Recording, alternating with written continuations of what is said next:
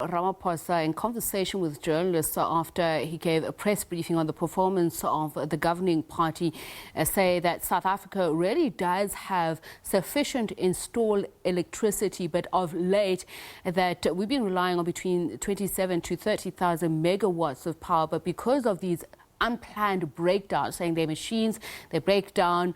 This is what's causing the problem. But now, according to the World Bank, South Africa has something of 91.2% of accessibility to electricity in terms of percentage to population. But we heard the Department of Basic Education earlier on say, while the rolling blackouts are not interfering with the writing of exams, it really does impact on learners who are trying to study for exams. Let's find out exactly how we speak to one such learner. Our reporter Sentleeng Lehihi is with one at the moment to talk to us about where you are and what has been the cumulative effect of these rolling blackouts. Sentleeng? Good evening to you and our viewers. Indeed, we're here in the Northwest Provincial Capital, Mahikeng, in a small village called Sentleeng. We have seen the impacts of load shedding actually have mostly adverse impact on learners, particularly those doing their matric year this year.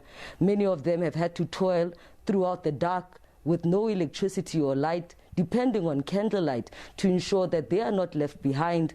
But we're also here joined by one of the learners, Tato.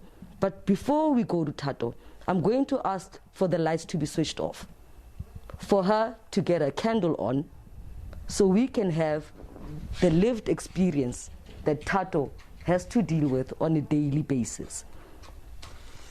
Turn off the lights, light a candle, seems to be the theme of our lives today. Tato, thank you very much for taking time out in your hectic studies to speak to us. You wrote your exam today in mathematics. Last night was just another night with no light. How did you manage? Well, I went to school yesterday, and last night it was really hard studying because the lights were off. I usually wake up around 12 to study, but since while it was load shedding, I wasn't able to study, and I had to do my studying in the morning. How are you battling to survive this? You've got one candle. The strain must be a lot. Don't you have other facilities to assist you at this time? Not really. I usually study at night, and my grandma is always mad about how I used up all the candles right here at home, and she thinks that maybe someday I'd burn the house using candles at night. You seem to be quite an achiever. You've laid out some of the awards you've received. Do you believe that at this point with these challenges, you still have what it takes to go through these hurdles and achieve?